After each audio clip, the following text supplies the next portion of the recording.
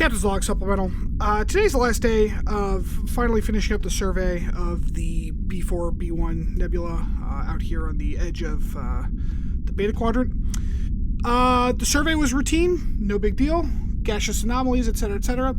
We are detecting a kind of an odd radiation signal, but how do I put this? No one seems upset by what it's doing. So far, everyone in the crew has reported that they feel great. Our medical exams have been better. Frankly, I feel 5-10 years younger. I feel like I did back when I was fresh out of the academy. Full of energy, really a lot of spirit, ready to really get down and go on some of our exploration missions. At the request of the majority of the crew, instead of reporting back to the station for some shore leave, we're actually going to stick around here for a little bit and just kind of bask in the glory of whatever this radiation is. Almost don't want to tell Starfleet about it because we don't want to have to share it. Wonder what Ensign Mackerel's up to this weekend.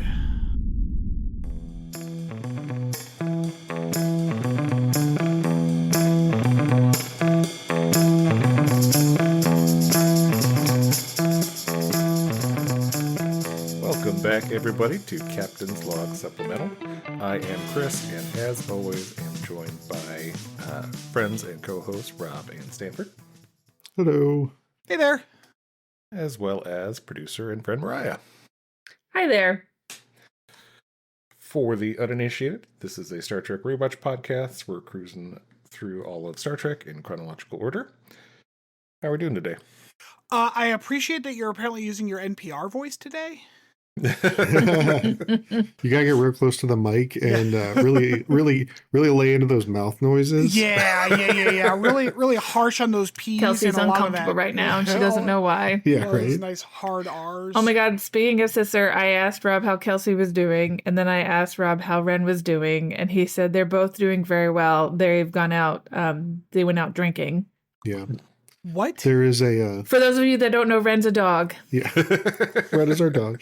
There is a dog-friendly bar close to the vet hospital where she works. Amazing. And yeah, a whole bunch of the assistants and techs all go out after work sometimes. Usually on Thursdays, but they went out on Wednesday this week. That sounds amazing. Like I would just go there just to like pet a dog and drink. Right? Bet it smells real funky up in there. Yeah, that's a good point. All right, I no longer want... I bet they can't serve food. Do they have food? Yeah. They can't. Yeah, they got food. Oh, man. That's odd. Like Pennsylvania's like health and food safety laws are so fucking wild as to what people are and aren't allowed to do. Like if there are titties out, not allowed to have food. But dog hair, totally fine. Titties. Is it titties? Is it titties? And with that segue, Rob, you said you've got some video game shit to talk about. Ooh, I love that. Oh yeah. So two things. I feel like I know Stanford's been on board with obsessing over the whole Artemis mission and following as much as you can. Mm-hmm. Chris, I don't know how into everything you've been. I've been watching stuff. Yeah, it's made me like want to get back into sci-fi gaming, especially space sim-y kind of stuff. One, I found this really cool game that's going to be coming out later this year called Solar Expanse. You basically get to run your own like space program, and it looks really cool. Is it like a serious Kerbal like situation, or like? Yeah, what's the granularity? So you're not piloting the ships. You're choosing missions and like aiming for technological upgrades through research and part of your space. Okay, so I'm not literally designing the ships. Isn't that how Kerbal works?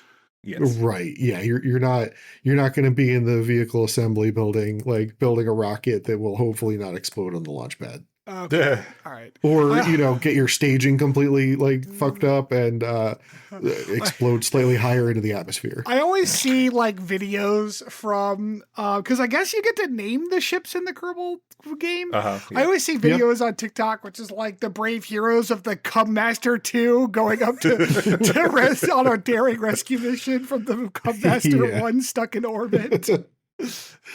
Dude, I was always a fan of Big Dong as my ships because they all looked like penises. wow. Not because you have one. I see. Okay. I mean, All right. now our listeners learned something new about Chris this week. That can't be the first time. It cannot possibly be mention. the first time I've mentioned it because I'm not a good person. I'm blushing like a slut over here. The other fun video game news is Starfield is now like complete and is a much better game. Oh, you mean it wasn't complete when it released like over a year ago? I've been kind of following no. it. What did they do to it to make it more complete? So they've made a lot of like, I hate using the word end game in an RPG like this, but like base building is now more purposeful. Like you can actually build an unlimited number of bases. So like getting the resources you need to make some of the stuff through crafting that's actually worth it is now possible and like automatable. You can land anywhere on the planet. There are more POIs on the planet, so they're more interesting now. There's new land vehicles, so you can actually traverse them in a reasonable amount of time. But most importantly, one, they added action figures, which are this game's version of bobbleheads. It looked very fun. And there are no longer loading screens in space, so you can cruise like through a solar system freely, like moving between planets. And I think there's also like a hyperlane system, so like while the ship is traveling, like if you want to, you can just throw it in cruise mode and just go do stuff around the ship. Like if you've got crafting stations, you can craft, you can talk to crew members, turn in quests, decorate. That's the only thing you've said so far. That's not bad. Yeah. There's also like a whole new story that's been released, and like I'm assuming you also got like the launch edition, like the big launch edition. So like it's free for you. Yeah, suck it, Chris. I guess I don't know. I don't know if I got the launch edition. I don't remember. So I don't know. I'm excited for it. I just loaded it. I guess like it doesn't solve the problems I was having with the game, which is mostly that like I find proc gen exploration boring. And well, there's more story now. And I guess like if I want to get a good proc gen exploration going, I would just play No Man's Sky. I wanted this to be more of like Skyrim with lasers, and it wasn't enough of that. Yeah. Plus, I find the like I don't care for how the New Game Plus system works. Although I know they fixed some of that, yeah. Yeah, like you're now allowed to carry more stuff across your saves. So like before, like you basically got to keep your spacesuit and, the good vibes from the previous run, I guess. Like, I don't know. Like you didn't really get to keep a whole lot. Now you can actually bring more gear forward with you, and they made it so that like the Starborn perks are upgradable now. So like there's an actual reason, like if you find one you really like using, you can, you have a reason to do it essentially. Whereas before there really wasn't one unless you just wanted to see some of the fun, like alternative universes that you get into. Right. Where everyone's a plant or whatever. Yeah. Where everybody's kids. Yeah. Where everybody's you. Creepy. Yeah. Speaking of Artemis 2, sorry, were you gonna say something? No. Go ahead, please. So did y'all see the video of them like naming the one crater after the mission command or the commander's like? I didn't see the video, but I heard about all the crying. So yeah, he was crying, and then we had the like awkward space hug. Yeah, it was so sad. It was quite moving. Yeah. I also Yeah. saw a fun TikTok where the pilot's daughter was like dancing around, just being all proud of her dad. That was cool. Oh, speaking of dancing, I saw this like one video from them where they were talking about how they saw like impact craters on the moon and like Impact flashes, yeah. flashes. Yeah, that's right. And they were like the nerds at NASA were all like giddy like schoolgirls down there about it. It was Yes. hilarious. Yeah, because they want to like compare it to like civilian like observers of the moon and see if they like can match up the impacts and stuff. Like, yeah. Mhm. Yeah, the scientists have been super dorky about everything. Yeah, like Which, if you like, guys are ever that interested, tracks. there's a whole citizen science page on the NASA website where like you can take part in cool missions. Do I get to go to Matthew? space? Matthew's No. been helping with Mission Control. Yeah, like, I've the been past 2 keeping an eye on the weeks, so- YouTube for the last week and a half. So like this whole time. So like Do you I've been notice doing my Liam started shits. keeping it up on his computer? Yeah, Oh, he that's does. Yeah. amazing. He has Yeah, it up we're- too. And then we're- I heard him like interrupt his science teacher, be like, "Can I share the link to the NASA YouTube channel so everyone can watch it live?" Oh Our man, little nerd, our little dork. Yeah. What an adorable little dork. right? I mean, it's cool. It is Like, really it is cool. It's cool. really exciting that he gets to see all this Yeah. and be a part of all this. I don't know. It's nice having something like good in the news for a change. It really is something to were, look forward to. We were watching the launch. I don't think I said this last week. We were watching the launch and like my like nervousness about like the Challenger thing, which I don't remember obviously, but also like the Columbia thing. And I'm like, is my son about to see me bawl? Like just full on like cry if this fucking rocket goes up? Yeah. Likely. Fortunately that did not happen. Yeah. So And yeah, they- yeah, unless they're gonna send me to space, I'm not sure how much citizen science I can really do. It's stuff like Is it like you SETI at can home see shit? like sort of like, for instance, you can help them find like stars moving like in a starry background so that you can like maybe find like an asteroid or Mhm. like a Oh, local yeah. star system. as Yeah, opposed they to a love faraway one, using that kind of people thing. for that because their human brain is very good at that. Yeah, pattern seeking. And Or like yeah, looking and at movement, yeah. spectrometry and shit like that, helping find patterns. That's cool. I do like looking for patterns. Then there's a lot of stuff on this website you might like. Mm. It seems like it'd be Do tough you to ever- admit while you're doing it, though. Does anyone else like the bathroom is the best place to do this? You're sitting on the toilet and you're looking at the tile. I try to find if the tiles that match Yeah. that are the same tile, but they're like turned around and stuff. I was man. very upset at You don't do that, Chris?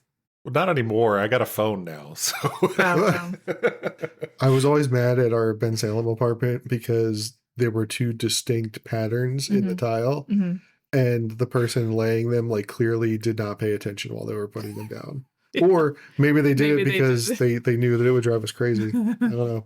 Our and I think I know, Mariah. I think I know what you're talking about because our master bathroom has like these fake marble tiles on the wall, and there's clearly only like six those- patterns of I've fake stopped looking at marble. those. I look at the small ones on the floor. And so like figuring out like, because sometimes like, did they even try? Because like there's sometimes like two of them that are right next to each other. It's the same fucking pattern. It's like, all right. I have one more random question. You wear Chris, you don't wear glasses, like, I do. but like just like fake I wear don't have glasses or prescription like real? frames, no. Okay, fake ones. Okay. He has readers. Yeah. So Rob, have you ever done this where you don't have your glasses on for whatever reason? Maybe you're just waking up in the morning or something, or a shower, and I see something and I can't figure out what it is, but I try to figure it out before I put my glasses on. Yeah. Okay.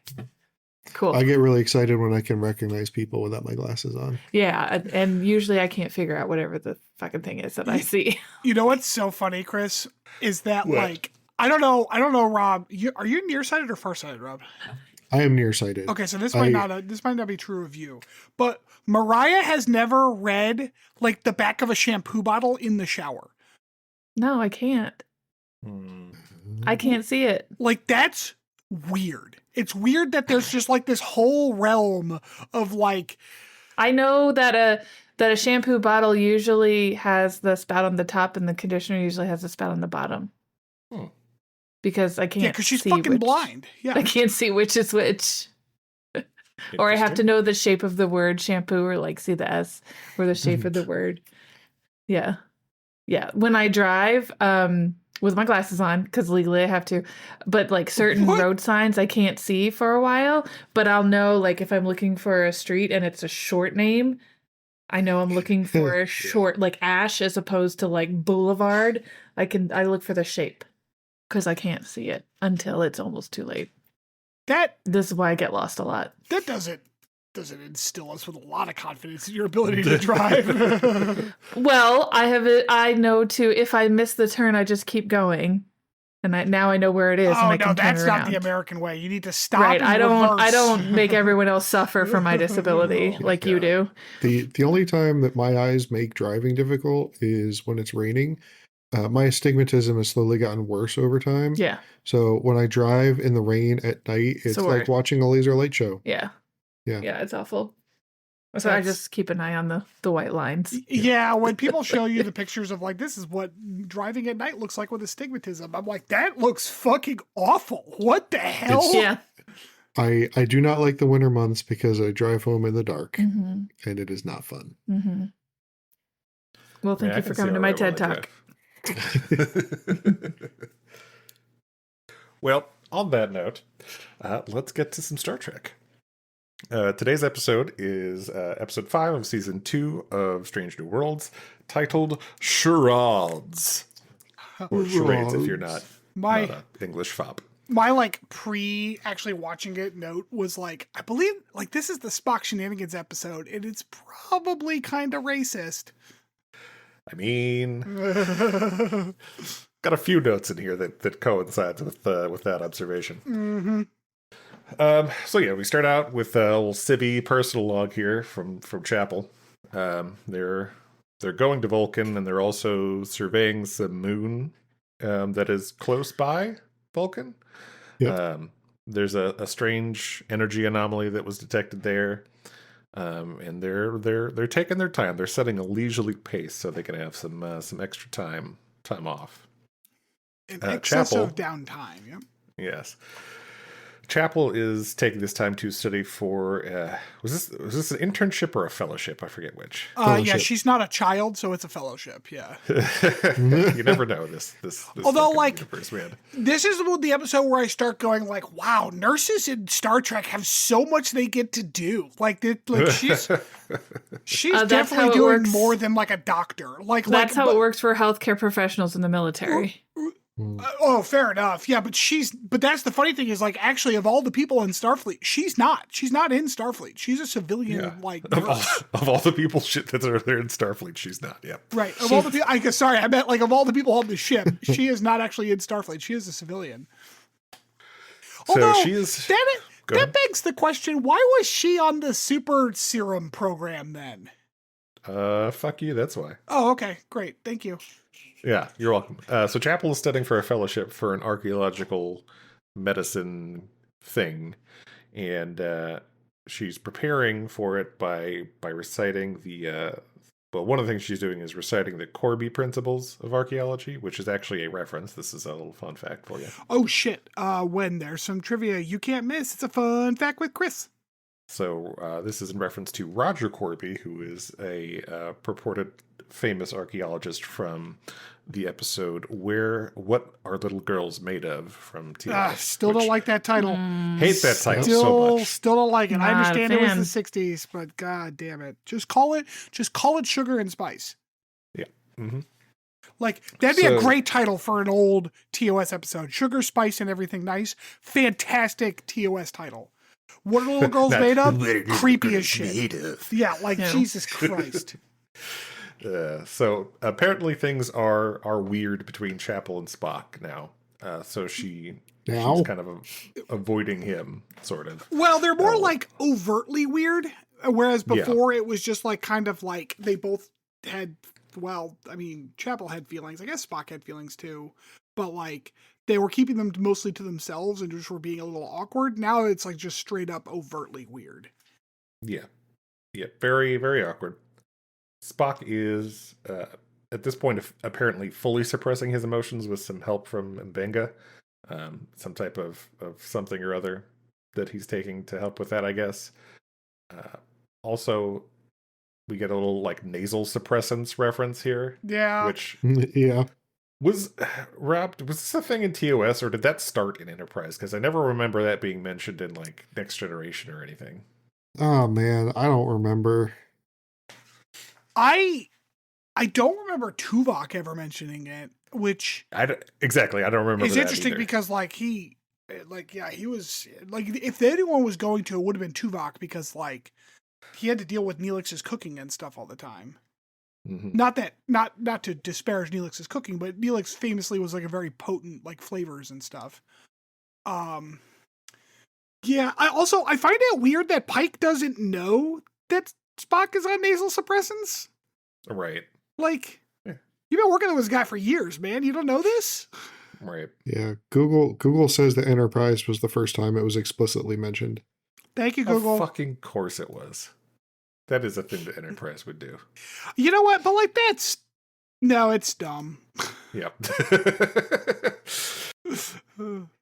Anyway, so they mentioned the moon they're looking for like Kirkovian technology on this moon, I guess. Yep. Which dumb name. It uses the word. I feel like in Star Trek you can't use the phoneme Kirk.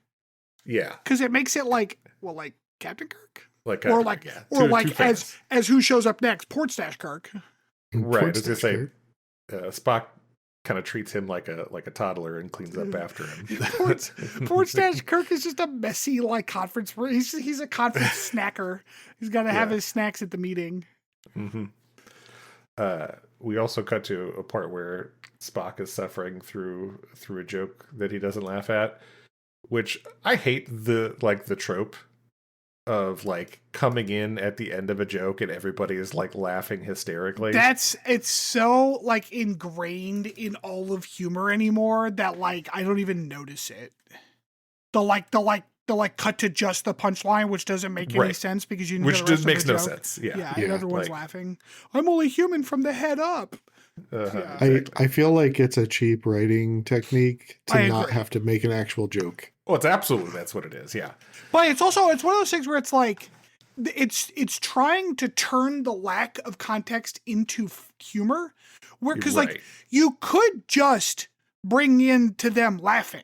Like you don't have we would get everything you're trying to convey with them just laughing as if they have just heard a funny joke. We didn't need to hear the end of some joke that doesn't even exist. Right, but they're trying to make that funny. But if they don't keep saying it, Stanford, how are you going to know who's a real practical joker on the crew? That's a good point. So T'Pring we get notified here that T'Pring has arranged for a ceremonial. There's always some fucking ceremony with Vulcans. Ritual and ceremonial are like the two types of adjectives used for Vulcan anythings. Oh, we got a new one this episode though. Sacred. Oh, yeah, the word sacred gets used a lot too, or got used a lot today too. Yeah, that's true. Yeah, so the ceremonial engagement dinner, sure. But mother-in-law is a hater. Which, I guess, knowing the kind of episode we're getting, and that the Vulcans do this, I get, it feels like the writers kind of poking gentle fun at the concept of Vulcans having a ritual for everything, because, the engagement dinner is a real thing for, humans. So, the Vulcans overly ritualizing this normal human thing is kind of it's funny in a way that I think was intentional. I also think that it's a throwback to, a lot of classic American sitcoms. Think back to I Love Lucy and that kind of era. Well, the mother-in-law hating right. This felt very Nick at Night to me, Bewitched or No, you're not wrong. Yeah. Yeah. Yeah. They'll gotta impress the in-laws. That's Meet the Parents. There's a whole movie franchise about it, you know? Yeah. You good? No, one of my kids had come in. Oh, Hi, one of Chris's kids. No, he left already. He told me to get the fuck out of here. Yeah, you got to be mean. We're not mean enough to our kids. Yeah, we're not mean Exactly. enough. That's talked what about I'm. this. Yeah, we talked about it. Chris, just go ahead and go hit him. Yeah. Oh God. We'll wait. Actually, leave the mic on. We want to hear it. We want to hear you hit him. Yeah. Just. No. Oh no. Anyway. Oh, I can already tell you're going to be real good at this game I got planned for later, Chris. Oh, good. Oh, good. Okay. Is it a child abuse game? What the fuck? So anyway, we get told about the ceremonial dinner. Jesus, and we also find out that now Chapel is going to be on board the shuttle with Spock as they go to investigate this energy anomaly on the planet on that moon. Which was the original plan for Spock to just go by himself? Right, to investigate the energy anomaly. She's tagging along because of the Archaeological history medicine of the area. stuff, Hey. yeah. I really appreciate that in Star Trek, standard operating procedure is to drive as close as possible to the space Oh my anomaly. god. That's my next note is crazy rupture in space-time. Let's fly toward it. Like, It's like the crocodile hunter. Yeah. yeah. I'll poke it with a stick. So yeah, before that, we get some awkward conversation between Spock and Chapel about how they haven't really been hanging out or whatever, and Spock definitely doesn't deny he's been avoiding her because she says it's almost like you've been avoiding me. He's like, oh, interesting. That's an interesting analysis there, Nurse Chapel. Yeah. Anyway, readings. And so the anomaly at this point they identified as a rupture in space-time. And they're getting sucked in because they got too close. Like, they didn't just get too like, it's like, I think in order to get the best readings, they needed to reach out and touch it. Like, they got real fucking close to this thing. But they did have a solid few seconds to stare longingly at each other as they were sucked in, though. Yeah. So. Nice. Yeah. This seems bad, is my note. So shortly after that, Spock wakes up with everybody standing over him. Somehow Spock is just human now. Yeah. But before the opening, I wrote Jinkies. Yeah, time for hijinks. And Spock ends the scene with a "what the f," little hard F on that because cut away. Yeah, because now that he's human, he can swear. Yeah. Yeah, and act emotionally. Best part of being human. I fucking love it. It's great. So, cut to La'an and Una investigating the shuttle. They find some alien thingy there. Apparently, it's a calling card. So Uhura on the bridge gives a little ring on the subspace telephone.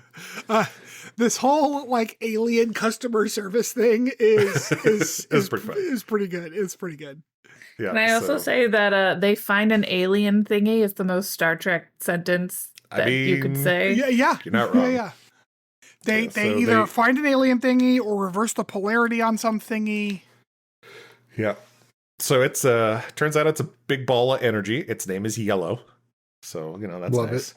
Which, like the Coldplay song? The thing is allowed to be named Yellow. I don't know why everyone's like, Yellow, what the fuck? It's like, your name is Pike. It's like a spear. Like, what the fuck is the difference, man? Because it's funny. So they have a brief conversation with the Kirkovian there. They say, remediation was made. We found this one guy who was broken, and we repaired him, but the instructions didn't make sense, so we just kind of winged it. And so, remediation was made. Bye. No need to call it. Bye. Well, I will say, in Yellow's defense, the Kirkovians definitely did a better job winging it than the Telosians did with what's-her-face and her hump. Oh, Sure God, did. yeah, that's a fair point, Because they're like, at least he should look kind of normal, I guess. I think there was one whack job. Kirkovi is like, wait a second, hear me out. Hold on, right? What if we gave him 6 arms, or just put a big old fake head on top of his look, there's no bad ideas, right? No bad ideas. So they old Yellow ends the call, and they can't get him back on, so they got to figure it out themselves, I guess. I had a note they did a reverse Tuvix, which isn't exactly right, but That's not entirely accurate, no. So we get some scenes here with Spock, who is very emotional. Yeah, human Pike Spock said- is angry. Yeah, he's very upset about everything. Pike says he told his family about the accident, and he's like, "What?" Yeah. But Yeah, he how just said fucking dare you? he just said he was in an accident, and they had to postpone the dinner. I have so- to imagine that Ethan Peck had a ton of fun with this episode. I'm sure it's a fun episode. Yeah. I'm was sure fun. he did, yes. So I guess he just gets to go about his day like now, Yeah, even so though here's the thing. Like, because Mega's like, technically there's nothing wrong with you. it is patently false. Like, no, there's something wrong with him. He's 100% not only like literally physically different than he should be. He's also acting completely differently. Like, Right. Like huge I'm swing not in saying he behavior. needs to be thrown in the brig. Let's not be ridiculous. But I am saying that it is So- a reasonable thing to be like, maybe you should take a few days off from your duties. I think that technically, according to Starfleet law, he does need to be thrown in the brig because he is now genetically modified. Bah. Oh, shit. That's a fair point. But he does get to enjoy jokes now, as we get another end of a joke that he laughs hysterically at. Do you think he still has a penis? Oh my god. Why Yes. wouldn't he have a penis? Because his human DNA doesn't have a Y chromosome? Was that established? Unless his mom has a Y chromosome, I don't see how he would have gotten one. Oh, okay. Yeah, I guess. Huh. I hate that you asked that question. And it's not like they can. It's not like they can look at Chapel for reference. Like, Huh. Yeah, that's a fair point. I almost like. I would almost not like. Spoiler, like I did not rate this episode poorly. I would almost find it a braver episode if he ended up like a woman. Oh my god, that would have been so funny. Oh, and like But as long as they weren't also- gross about it, because they definitely could have been, but they also kind of already did that with I was T'Pring. gonna say that's the problem. They already did. They already did that. Yeah, So yeah, Spock now enjoys jokes and bacon as Yeah. he wolfs down a whole yeah, plate yeah, of bacon. okay, but like Vulcans are culturally vegetarian. It's not like a biological thing. Yeah, but it didn't Sure. smell good before Stanford. Oh, fair enough. Yeah, what the fuck? And then he what is also- definitely the best part of the episode is when he is fucking yelling at Porn Stash. Yeah, because he doesn't. So like, it cuts. This is cutting back and forth between different scenes, but like it keeps hitting on like the conference with Porn Stash Kirk, and he's like, "Please remember to clean up your plate after you're done." Yeah, they're in the Porn middle Stash of a Kirk is like, meeting. yeah. It's Porn fine, it's fine, it's Stash fine." is literally like giving a presentation at this meeting. Yeah, like speaking. and Spock's yeah, like, by the way, don't forget to clean that up when you're done. And Porn Stash is like, yeah, I got it. Right. And then we cut like to back to him eating bacon, back to him laughing too much, back to the meeting where he's like, clean your mess. like full on Like, yelling at him. Still, Cut away still again. in the middle of Porn Stash's presentation. They cut away again, and they come back, and like people are physically holding him back from attacking Spock- Porn Stash Kirk. Spock is the about to plate. fucking dick Porn Stash in his Porn Stash. Yeah. Oh man, this is a good fucking scene. Where is I? Oh, yes, yeah. He's a bit much all around, just full on emotions. Although, he does have a. Go ahead. Sorry, well, because the other montage is him eating the bacon, and then he eats too much bacon. He's like, "Why am I nauseated?" Which is kind of funny. But at the end of the because he's laughing too hard, and it gets awkward for everybody else at the table. Which, like, sure, standard trope.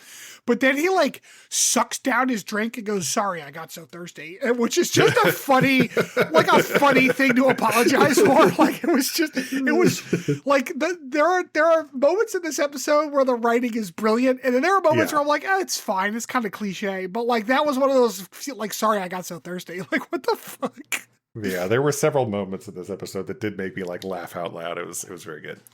Although I think overall my issue is that they're treating him like he's a fucking child, which doesn't make any Well, sense to me.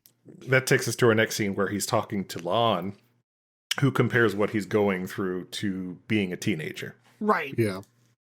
And then he kind of hits on her a little bit. Yeah. Did he? I mean, I missed that. Apparently. Well, Yes, no. he did. He kind of eye fucks her and then apologizes because he's embarrassed about it. Yeah. We cut to a scene with Chapel where I had my note, my protein sequences also turned to goo. We need that on a t-shirt. Christopher, for shame, sir. She was Have some- talking about have how some she's decorum. trying to make the protein sequences to turn him back into a Vulcan. That's what I was referring to as well. I don't know what you're talking about. For anyway, shame, she feels sir. she feels guilty about how she was fine and Spock ended up all messed up from their shuttle accident. She's got survivor's guilt. She then gets to her little interview for the fellowship, and we have another classic Vulcan dickhead. Yeah. The Vulcan is, of course, an asshole. Mm-hmm. They're like basically brushes her away, and it's like yeah. And the interview that she was been preparing for was all of Like 30 2 seconds. minutes, and Yeah. he was basically like, we'll call you, thanks. Yep. So now Chapel's sad, but she runs into Spock, who is very nice to her. He's like, Vulcans can be such jerks, which I did chuckle at. Yeah. And then there was like this awkward hug. Mm-hmm. But she seemed to like really enjoy it. Yeah. Wouldn't you? Well, maybe you wouldn't. There was I a note would here enjoy where hugging Ethan Peck. well, she also like eye fucks the shit out of him like after the hug. Yeah. 'Cause my note was, God, she wants to fuck him so bad. Later, I think I wrote, "Oh, they fucking." Yeah, there was a lot of the tension building there. But we do Thankfully, we get a reprieve from all the sexy people because Spock's hot mom's about to show I was up. gonna say we get the reprieve by Spock's hot mom. Like what? There's no end to them. Oh man, so everyone on this show is so fucking good looking. Spock shows up to the transporter room to receive his mom in a Starfleet beanie, which was fucking hilarious. Yeah, she's like, "What are It's, you wearing?" And he's like, "It's standard issue." And Pike's like, "I got one just like a." So Spock's mom informs them that apparently T'Pring's family is very unhappy with the rescheduling because they're Vulcan dickheads, and By the way, Spock's hot mom has the hot dialed to like 9 or 10 for this episode. Like, sure. sorry, I guess I'm the So- only one who would appreciate No, Spock's hot mom. Nope, she's an attractive lady, and she's also only like 10 years older than Ethan Peck. So Is it that like, close? I knew it it's was that close. Yeah, Is it that close? Okay. Like Ethan Peck looks younger than he is, I think. So yeah. So yeah, his mom's talking about all this stuff, and Spock's getting angrier. So he's having quote unquote muscle spasms in his face, and then he yells at his mom like he's a teenager. And he's like, God, Mom, ugh." Jesus, God. So she You're then she's like, embarrassing me. what's fucked up here? And so Spock takes off his hat and she finds out that he's now just human at the moment. Cut And to him. Go ahead. well, her mom's like, I don't know. Like, oh no, I never taught you any human stuff. Which I was like, yeah, Spock's hot mom. Why didn't you teach him any human stuff? Like, isn't that We're kind of not your there yet. job? Oh, I you're mean, not gonna do listen, that? Yes, it listen. is. She tried to get him into Alice in Wonderland, and he didn't like it, so she gave up. Yeah, well, that is the for the beginning and the end of human stuff. Yeah, is Alice in Yeah. Wonderland. So fair enough. Yeah. So cut to him stress eating in the little conference room as they talk about the situation. And of course they can't change the dinner date. It has to happen because of reasons. Yeah, because I guess like in theory, like rescheduling the date again is more fodder in T'Pring's parents, like especially her mom, like Yeah. not being okay with this marriage. Yeah. Yeah, but specifically the mom. She's definitely the bad guy in this scenario. He's just like there. Yeah, as we'll get comic to relief. her dad in a second here. Yeah. Yeah.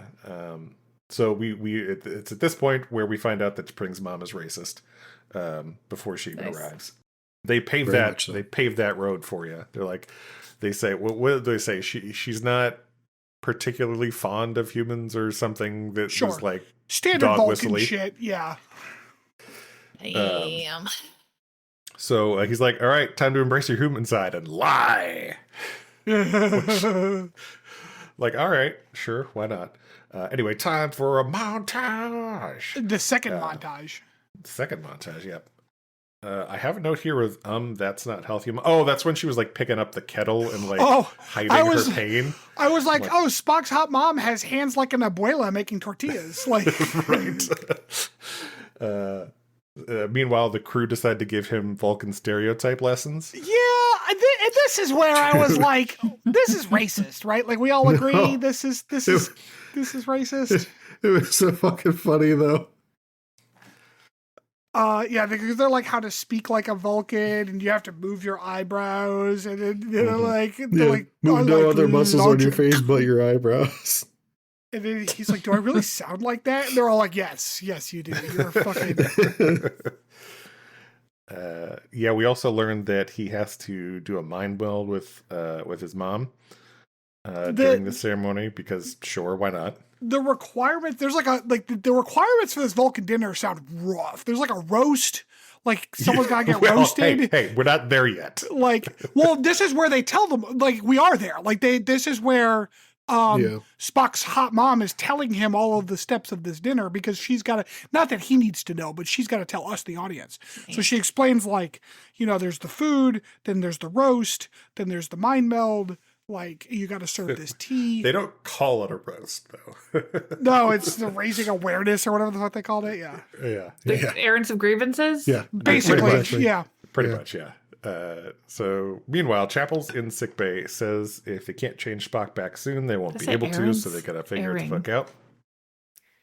Chapel wants Ortegas and Uhura to take a shuttle near the space tunnel thing so they can talk to the Krakowians again and get them to fix Spock.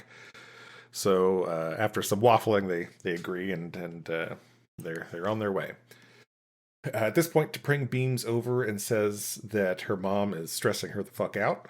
Yeah. T'Pring, of every character in this episode, I think T'Pring is my favorite because she is like really pulling off the being Vulcan, but also annoyed as fuck at her mom right now in a way that like is difficult even as like an actor to do. And she's doing a masterful job. Yeah. I will say, I really appreciate the actor who plays her dad. He had a role to play, and he was really good at it. I like her. We'll get to her dad in a second when he shows up because I have notes about him.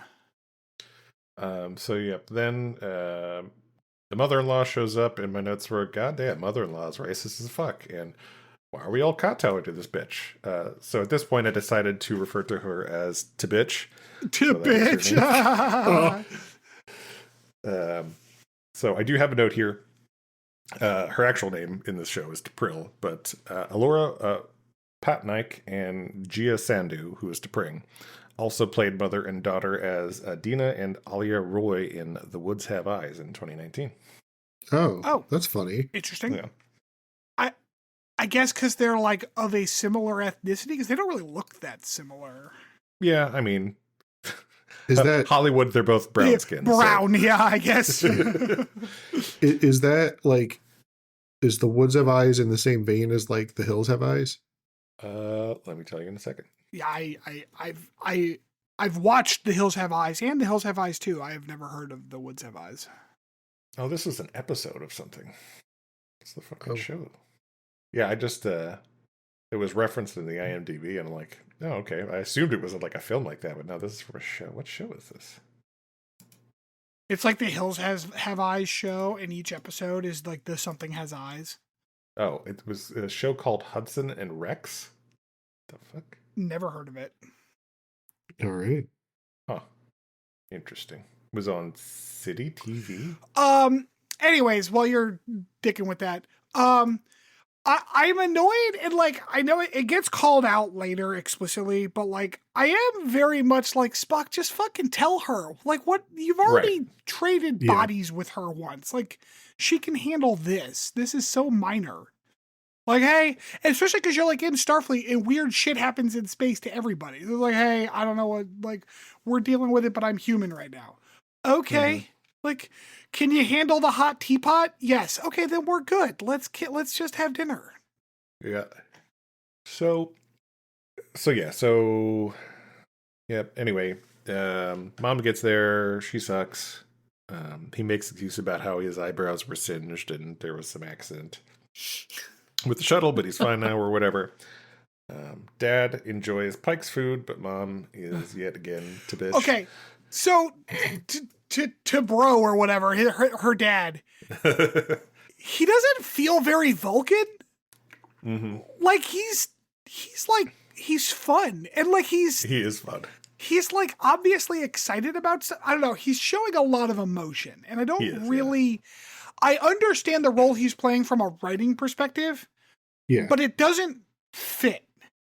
So this was the part where I was like, oh, they're paying like homage to old American sitcoms. Sure, because absolutely.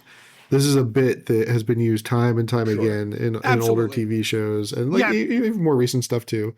Because you know how women they be nagging like. Oh yeah, it is a low hanging fruit if there ever was one, but that is what they were going for here. Yeah. So cut to the shuttle where, Chapel, they're trying to go talk to Krakowians, and turns out just like you got to like dial 9 to get out of the office, you got to like get even closer to call out to the Krakowians. And I don't know, like, Chris, I'm sure this is going to ruin your deep dive, but did you catch the aliens reference here? No, I missed it. Oh yeah, Ortegas goes, "Hold on to your butts," which is a line from Aliens. It's a good one. No, nothing in the deep dive about that one. Oh wait, no, I'm sorry. Hold on to your butts. No, that's Jurassic Park. That's Jurassic Park. Yes, that's Jurassic Park. Isn't that Jurassic Park? Aliens is that was SLJ. We're in for some chop. Yeah. So anyway, they're gonna wedge themselves in the door. Which just means flying the fuck into the thing. Yeah. So we get some CGI. Yeah. So we get some CGI. They fly in. Meanwhile, Spock burns the shit out of his hands, but manages the tea. Chapel, Ortegas. Yeah. So they couldn't give his hands like a numbing agent or something. I feel like that's something that they could do. Also, like, kudos to Anson Mount for spectator mode Pike here, because it was pretty good, yeah. Fucking hilarious. He is very funny in this, yeah. I agree. He did a good job here as basically the audience stand-in really in the room. And like he's trying to bro out with to bro, but like to bitch is not letting him. And no, not at all. And like to bro and Pike kind of like give this longing look at each other. It's like, oh, I wish I could still enjoy those snacks you made for me. Back with Chapel, her, Ortegas, and Uhura are in fucking trippy ass room. Interdimensional space, duh. Yeah, trippy ass room. Gotcha. This time they get to talk with Blue. Yellow is not there, not immediately. So Chapel informs them that remediation was in fact not made, and they have complaints. And they done fucked up Spock. So the Blue's like, no, this is so irregular, bye, and prospectively going to get Yellow, apparently. And then, well, and Chapel pulls the classic, I'm going to need to speak with your supervisor. Exactly, yeah. Meanwhile, with the ceremony, the bitch continues to suck. Just generally being rude and a bee the entire time. Now this is the part where we get to the ritual roasting. Yes. Where T'Bro's like, T'Prell is very good at creating awareness, i.e. she likes to bitch a lot. So after she like basically tells Spock about how much he sucks. Which, to be clear, she tells him how much he sucks because he's half human and his mom is a human. Not things that he can control or improve. Right. She's just being a fucking bitch about it. Like, yeah. So he excuses himself and does some fucking sweet ass air punches in the hall. He's so It was mad. so good. He screams He's into so a pillow. fucking mad. And then, like, Henry she's Cavill? like, you'd think a Vulcan would be better able to hold their bladder. Like, damn, this fucking bitch. Back in interdimensional space, Yellow has arrived and says remediation was made. No need to contact. And Chapel's like, no, it's not made. You fucked him up. And so for some reason, apparently her relationship to Spock matters. Yes, it does, because in the interdimensional cloud people bureaucracy of this corporation or whatever's going on, there's a remediation like time frame, and they were outside that, and they can make exceptions. Like, it's like, hey, you've got to like lodge a complaint about the remediation within this time frame. We're outside that time frame. The exception is like a relationship that is close, like a spouse or a brother. But she's like, I'm his friend. And so Yellow's like, sorry, friend isn't a good enough relationship to like make an exception for the remediation like complaint time frame. Yeah, so anyway, that's dumb. And well, yeah, that's the point. And then Ortegas and Uhura are like, bitch, you know you like him, tell them. Just fucking say it. Which is very, very funny. We also find out here that Spock managed apparently to divert some of the shields to cover Chapel better, I guess, in the crash. Yes. Yep. And Yellow's like, we thought that was fucking weird, but I guess that makes sense now that you're like want to bone him or something. I don't know. Yeah, Chapel makes a little speech. Yeah, she makes it a little impassioned plea to the Krakowians, and we don't get an answer here. We just kind of have to assume that it worked out. Yeah, no, because we're cutting back to some fucking hilarious shit. Right, because it's time for charades now. Yeah, they said the name of the name of the episode. Yeah, because they're just trying to buy time at this point before they get to the mind meld thing, so Spock can be fixed. And so Pike comes up with the idea that it's is on board for charades. He is fucking all in. Yeah, it was very fucking funny. Yeah, because because Pike's like, yeah, we have a human tradition known as charades, so I'm gonna say a word, and Dubrov's like, a sacred word. Is it sacred? Yeah, and he's like, all right, I'm gonna, if I do this with my ear, it sounds like, he's like, ear. So he's right there. He's trying. He's giving it a good Vulcan college try. Mm-hmm. At this point, Chapel arrives with Spock's vitamins, or the I guess the serum to fix his genetics. Weird, convenient cure, which cures his brain but not his ears instantly, or whatever. It's no. You see, if it was truly convenient, they would have just transported it into him. That's true. They could have done that. Yeah. Yeah. Where's Chief Kyle when you need him? Goddamn. Right. You know. So Chapel asks, so she kind of grabs him and takes it aside so they can administer the fix or whatever. And Chapel asks him why he diverted shields. He kind of dances around it and hems and haws about it. And right before he's about to say something, she fucking hits him in the neck with the serum or whatever. Yeah. And now Chapel is sad as she walks away. Cut back to Bitch criticizing the memory that Spock's mom decided to share with him. Yeah, and T'Prig is like, Mom, would you stop being a fucking cunt? Like, what the hell? Yep, then Bitch says more racist shit. Spock, at this point, is kind of just done with it, and he says what's been on his mind to Bitch. And admits that he was human the whole ceremony, because she said something about humans would never be able to endure the ceremony or whatever. Yeah, that teapot was too hot. It's pretty much like, because I gotta be honest, that ceremony didn't look that hard. No. I'm pretty sure I could have sat through holding a hot teapot and then a light roast. Like, what? To be fair, it wasn't even like a roast. It was just her insulting him about his genetics. Basically. It's just like you just talk about that with your fiance in the car on the way home. Like, Like, you hear that shit your mom said about me? Fucking bitch. Sorry, 1 second. This is like the other like greatest moment in this episode is right here. Oh yeah, where he basically says some nice things to his mom about how she endured and how much he has more appreciation for her and all that. Oh no, not at all. No, it's when Bro asks if he can have some more snacks, and Pike like finger snaps and points at him like, "Yes, I got you, brother." Like, just greatest moment. So yep. After that, we cut to a brief scene with T'Pring and Spock, and she's, as you kind of mentioned earlier, she points out that he should have just told her that he was human. Dude, and like, it would have been she's fine. your fiance. This is like her job. So she says it's time for a break. I guess that's, Ross and Rachel style. Yep. Oh yeah. Is this like, we don't see her again, at least through season 3, so we probably won't. I assume the assumption is we don't see her again until Amok Time then, right? Yeah, I think so.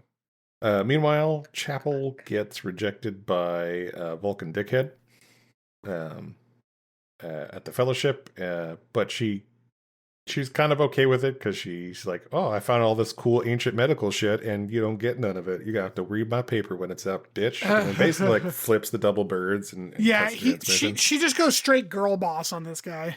Mm-hmm. We And get then- a short. Oh, sorry. I don't even know. Like, go ahead. Oh, I was gonna say my next note is, so hey, I heard you broke up with your fiance like an hour ago. You want to bang? And that's what Chapel says.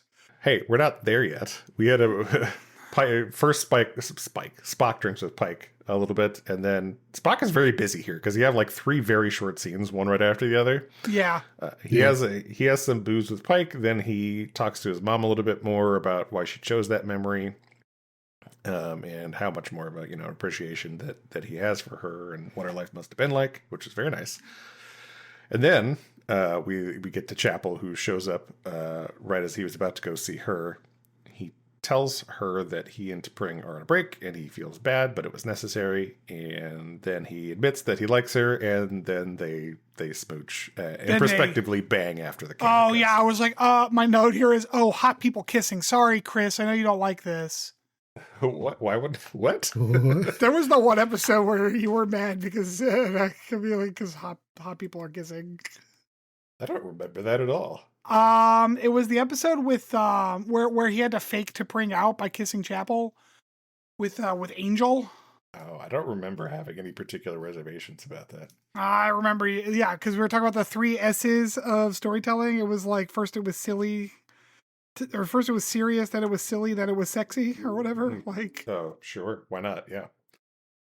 All right. Well, that ends the episode. On a scale of 1 to 10, or 1 to 10, 1 to 5, where 0 is threshold, what is our ratings? I already kind of tipped my hand. Rob, do you want me to go first? Sure. Yeah, so I tipped it up into a 4. I think it was at least a high 3 up into a 4. I don't think it was as good as Spock Amok. But it was fun. I do find the mother-in-law's a nag to be kind of a tired trope. But like, it worked. Like, it's fine. So I thought it was all right. So I give it a 4. It was pretty good. Robertson? I laughed out loud many times during this episode. It was very fun. I know that I am partial to the hijinks episodes, so it's probably not a surprise that I give this one a 5. Yeah, as soon as we high a jink, Rob is all over it. Yeah. I also enjoyed the hijinks. It wasn't quite a 5 for me, but I did laugh quite a bit during this episode. The writing was pretty good. Story made sense. I think had good pacing to it. So it was a 4. Awesome. IMDb also gave it a 4. Feels wrong when we agree. I don't like agreeing with IMDb because they're so often shitty. I thought you meant you didn't like agreeing with each other. No. I don't like it when we agree with each other, 'cause that's funny. no fun. I mean, from a content perspective, it is more fun when we disagree. So, all right. Well, when we get back, we'll do a little deep dive.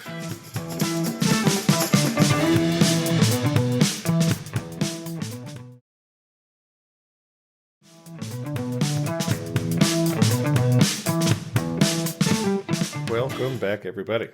All right, so for today's deep dive, I just want to take a quick peek at the various non-corporeal entities we've seen throughout Star Trek. Oh boy, I assume that's quite the list. It is. I'm not even touching on all of them. I'm kind of touching on some of the more famous ones. But there's a good amount of them. Not as many as I thought. Were kind of ones that I remembered, but yeah, there's I think Memory Alpha had a list of 44. Jesus Christ. That's not as many as you thought. That's so many. That's a lot. That's a lot. It's a lot. Yeah. So the first one I, of course, have to touch on is the Q continuum, which, of course, are a species of basically omnipotent and immortal non-corporeal entities who inhabited the Q continuum, which is kind of this other dimension. They originated from a planet apparently called Vadia 9. The exact circumstances of how the Q came to exist was unclear until actually Strange New Worlds clarified it in Through the Lens of Time. The Q episode. I forgot about the Q episode of Strange New Worlds. Mm-hmm. I didn't realize they came from a planet. Yeah. Not either. I don't think that I would have qualified the Q continuum as incorporeal. Why not? Because Picard hugs Q. Well, as you'll see in many of these, they can often take human form. Yeah, because there's definitely, and I guess like Rob, you haven't seen. I will say a lot of the Q continuum explanation actually happens in Voyager, because true. like Janeway goes to the continuum, and Q is very clear that like because they go to this like old gas station, and she's like, "This is the continuum," and he's like, "This is what your feeble mind can translate into the continuum." But the implication, if not outright the explicit statement, is that the continuum and its inhabitants are not corporeal in any way. They're just like a concept, basically. Okay. Yep. So the Q is basically an imp, but basically they're often used and really all of these non-corporeal entities are kind of used in the same ways. Right. Just as kind of, I don't want to say Deus Ex, but like they just allow the plot to happen. Yeah, they're concepts more than actual like right, exactly. characters. Yeah. Yeah, I feel like a lot of the time they play the role of like they always talk about transcending into an incorporeal form, but then like they're still fundamentally broken somehow. Right. Yeah. Yeah, you're not wrong. So the next one I wanted to touch on were the Metron. The Metrons were a powerful race native to quote-unquote Metron space. Of course. They found violence distasteful and were curious about what other species and societies could move past aggressions. I disagree. If you've named yourself Metron, you're a violent species. Like, that is not a non-violent species name. So they were first encountered by Starfleet in 2261 when this is actually in later Strange New World episodes. I think it's the most recent season, actually. I don't remember these people at all. So there was a Gorn pilot through a wormhole that with like Ortegas. I haven't actually watched that episode. Yeah. Yes, you haven't? Interesting. I haven't. No. Did you stop watching the last season because you wanted to watch it with us? Yeah. Aw. Oh. We didn't wait for you, so we're not as good as you are. I just friends. With other Star Trek series, I watched them so long ago. Like rewatching them is kind of like it's almost new, but like if I like just watched it a couple months previous, I don't think it would have the same effect as I'm watching it. Sure, that makes sense. They also, where was I? They're also in a TOS episode, also with the Gorn and the Federation. That figures. Oh, are they the ones who set up Arena? I don't think so. This one I haven't. Well, once again, I watched this episode, but in 2267, James T. Kirk, orders the Enterprise to pursue a Gorn vessel that has destroyed the observation outpost on Cestus 3. This took them into a section of galaxy that at the time was considered unexplored. The Metrons, apparently this was the Metron space, they denounced both ships for entering their space on a mission of violence and prepared a planet and transported the captain of each ship to. Okay, so yes, it is. That's Arena. That's the Arena. Yeah. Okay. Yeah. Where they fight to the death. Yeah. Non-violently. Non-violently, right. What the fuck are we doing? They abhor violence, so all they do is capture you and make you fight each other like a dog fight. Give you all of the ingredients for gunpowder. Mm-hmm. So, Metrons could also assume human form. This was, according to the Metron that was met by Ortegas, this was not their true form, but rather one that the Metrons assumed to communicate with humans and humanoids more easily. But yeah, they basically had, omnipotent powers and whatnot. Sure. Next one we have are the Prophets and Pa-wraiths, which are kind of two sides of the same coin. They were, of course, on DS9. They were corporeal. They had hourglass bodies. Nope. Also known as wormhole aliens because of where they resided. Sure. Fair enough. Yeah, they were located in the Bajoran system.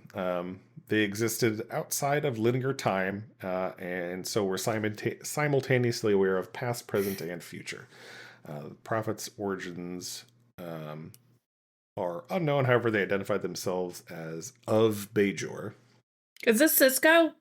Yeah. Yes. Well, yes. He is. Honey, you know this intimately because of involved. that that Starfleet one. Academy episode. Yeah. So yeah, the Pa-wraiths were enemies of the Bajoran Prophets. Bajoran religious texts related that the Pa-wraiths once resided in the Celestial Temple alongside the Prophets. For reasons unknown, they were banished to the fire caves on Bajor and imprisoned within crystal cages. Pa-wraiths did have the ability to take over corporeal bodies. Man, fire caves. Man, people in 1993 thought that they were fucking cooking with that name. Yeah, pretty, yeah. I mean, they could have gone with, like, the depth of infinite torture or something, Man. All right, so the next one I have are the Organians, which we have already talked about, actually, on this show when we were going through Enterprise.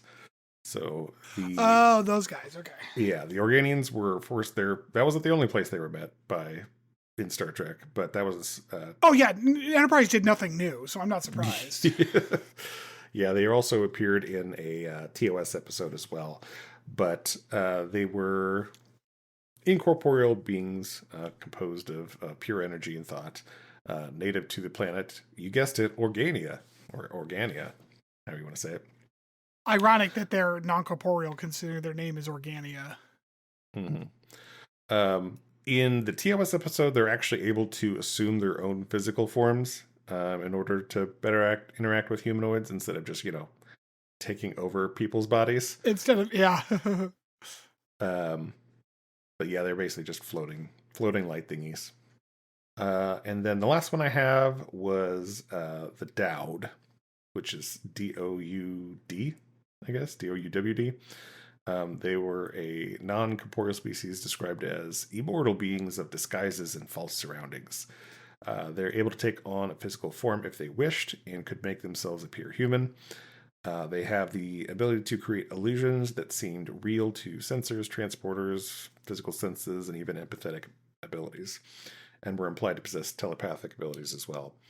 But they came up in the Next Generation when the Enterprise found a planet that seemed to be totally destroyed except for one little square green where old Kevin Uxbridge and his wife were staying. I forgot about that one. Yeah. Basically, he's one of these incorporeal beings who, when an alien race attacked the planet, he completely annihilated them. did a wee bit of genocide. Sure. Just a bit.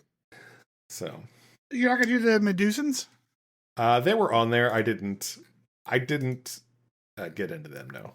Oh. But if you'd like to contribute, feel free to go ahead. Well, the only reason I say, like, because the Medusan, like, there's a Medusan character in Prodigy, and like there's this whole thing where, like, if you look at a Medusan without like some kind of filter, you go insane. It's like a thing, and like that's a weirdly heavy topic for a kids show. A little bit. Because it like happens. Yeah. And like she forces it on a guy at one point. Mm-hmm. Like the villain of the show, the Medusan's right. like, I'm going to have you look at me so that you'll go insane now. It's like, Jesus Christ. Yeah, it's pretty fucking serious. So sleep tight, kids. Yep. All right. Well, like I said, just kind of want to touch on a few of them. As I said, there's a lot of them out there, but felt appropriate for this show. When we come back, Rob will have a little bit of a little game for us.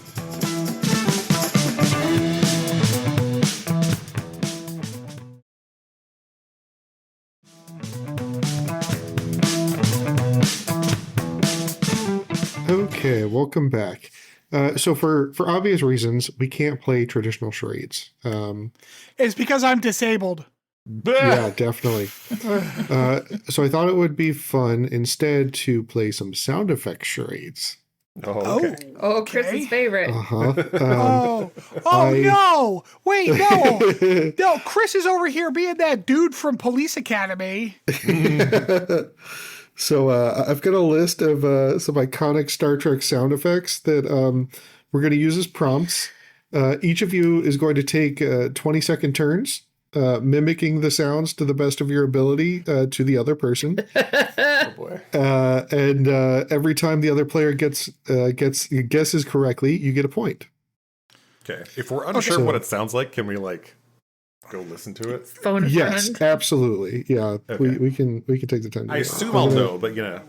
Who knows? Oh, I'm gonna send these to you. Each one of you is gonna have 6. And we're doing our best, Chris. No tanking it because I suck. Sorry. I assume this list is going to make me tell Rob to fuck all the way off. Do I have Oh, longer probably. left? I do, yeah, okay. This is gonna be funny.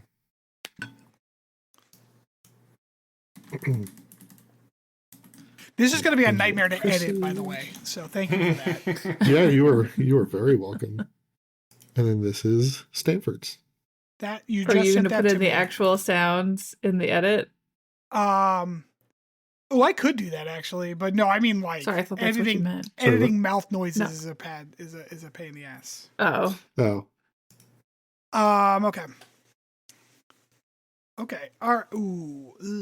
All right. Ooh, a couple of these are all right. A couple of these are going to be tough. Uh-huh. Yeah, that's kind of the spread I was going for. So glad I hit that. So one thing I'm going to recommend that you do, Chris, because I'm going to do the same, is get your Discord to open mic. Because, well, no, because if it's got sensitivity, mouth noises don't tend to pick up as well. Yeah. So like I'm going to open mic now, which means I'm probably just going to be keyed the whole time, which like just dial the sensitivity all the way down. Oh, okay. Input sensitivity you're talking about? Yep. Okay. Okie dokie. All right. Did you want to take the time to look up any you had doubts about now? Or Yeah, I do was you already just want doing to... that. You're already doing... Okay. All right. Let me know when you guys are good. What like you, I don't know what he got, but I got like I know all of these. I do. I can't We'll replicate find them, out. but Yeah. Yeah. All right. I think I'm good. All right. All right. So we are going to start with Chris here. I'm going to put 20 seconds on a timer. oh no, no timer. Come on. No, don't do that to me. I'm not good at games like I'm not good at this. Don't give me a timer. Just listen. Oh no. And your time begins now. All right. Whoosh. Whoosh. Well, hold on. What the fuck?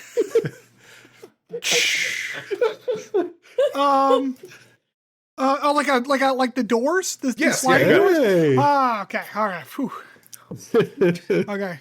Oh, this is going Oh, just man. the way I envisioned it. This is perfect. My first one's going to be bad. Are you ready?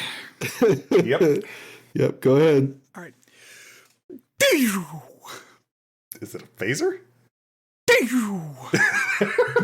Is it a torpedo? Yeah. You got it. Yeah. Photon torpedo. Okay. They make like a very distinct noise when they fire, but I can't do it with my mouth. Yeah. Oh my god. All right, Chris, number 2. Go ahead. Bwah, bwah, Is it bwah. Red Alert? Red alert. Yeah.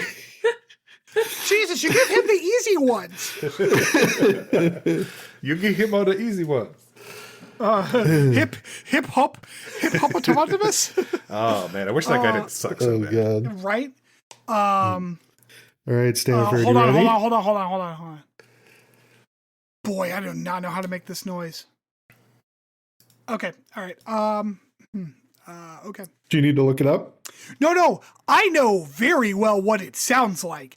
I don't know how to make my mouth do that.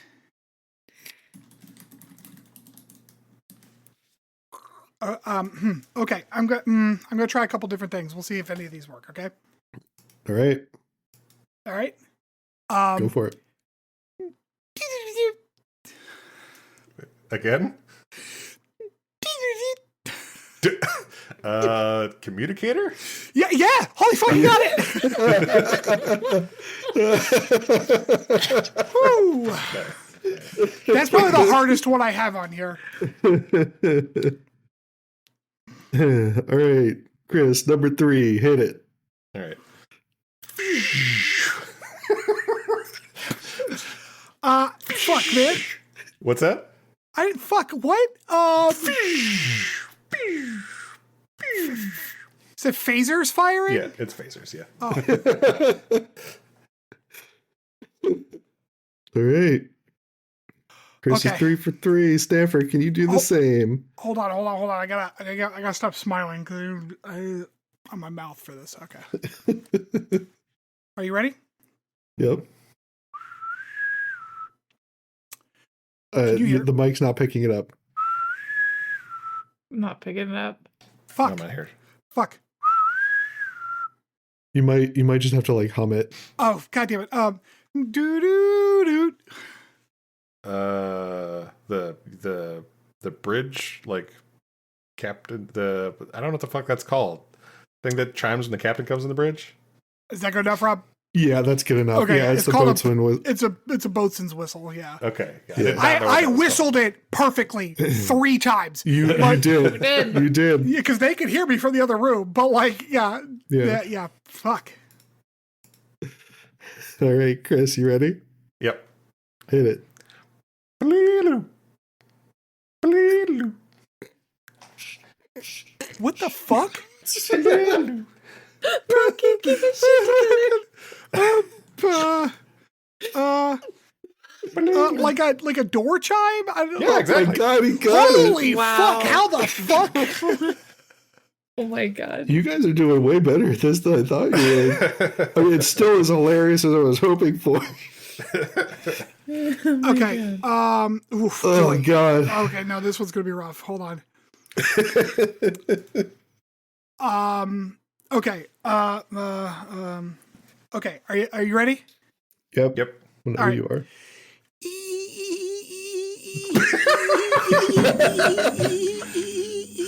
A dying squirrel? Oh man. What the hell? Morse code?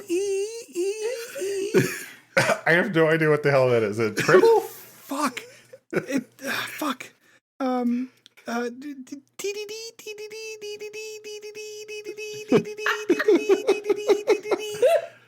Oh, fuck. I have no idea what that is. Shit. I'll give you one guess, Chris. Go ahead. See if you can hit it.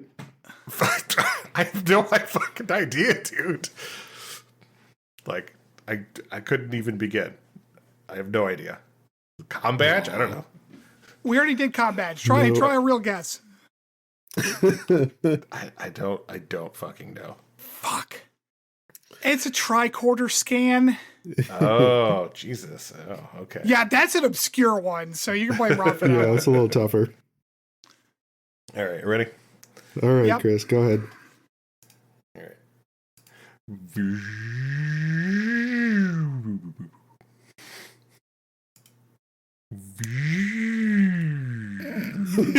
What the fuck? Like a turbo lift? No? Wow. It's like something shutting down? Like the wormhole? No. That's time. Boy, Okay. I don't know, man. I can't make my mouth make the sound of the transporter beam. Oh, fuck off, man. No, that was like I'm not saying I could do better, but that was not good. Damn. It wasn't terrible. I mean, I can't make my mouth sounds do that. Yeah, whew, boy, that's a rough one.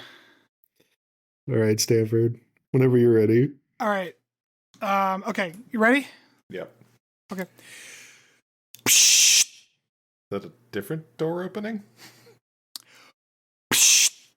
What? I think it's not picking yet. It only picked up the first one. Yeah. I'm going to tell you, Chris, it doesn't sound different. He's making the same sound. Yeah, it's the same Like- sound. Is it a turbo lift? Fuck. Let me try a different phoneme. Don't cut out. All right, I'm calling time. I God got damn nothing. it. It's a hypo spray. Oh, yeah, that's a tough one. Just, yeah. Yeah, that's what I did 6 times. Yeah. It picked up the first one and then none of the other ones. All right, Chris, whenever you're ready. That's it. That's all I had. You have one more? I had 5. Did you miss one? Because I have 6. Send them to me again, bro. Wait. I'll send you the last one. Oh my god, if the copy paste function would work on my phone. Not Stanford. Oh yeah, it's there. Oh, it showed up as like a second 2. Oh, the Okay. tabs got screwed up. Okay. Wait, didn't he do this one already? Sort of. He called it something different, but I'm giving it to him. Oh, is it like the TOS communicator? Yeah, it's okay. Jesus Christ, I can't make this sound like like bleed loop. What the fuck? But like, if those were clicks. It's like I'm there. So it's not the TOS communicator. But if they were clicks. Click, click, click. I mean, I guess I'll give that to you. You're not wrong. Yeah. Uh-huh. It's the communicator chirps. Yeah. Oh, like that shit? Yeah. Yeah. Fuck. Oh man. All right. Should have given that one to Stanford. That was a good one. All right, Stanford. All right. You ready? Yeah. Okay.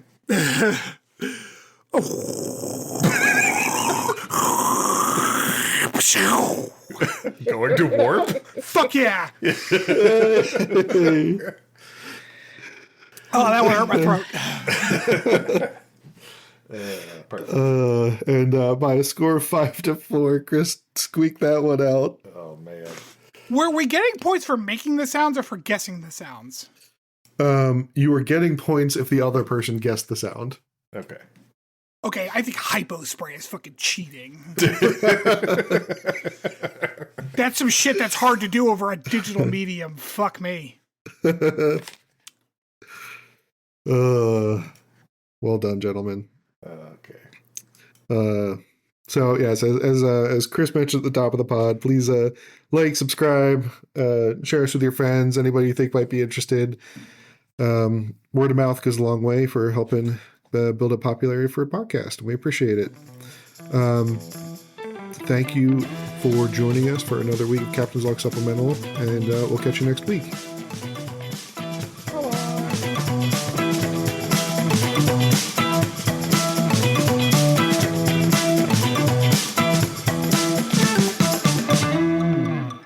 Thanks for listening to Captain's Log Supplemental.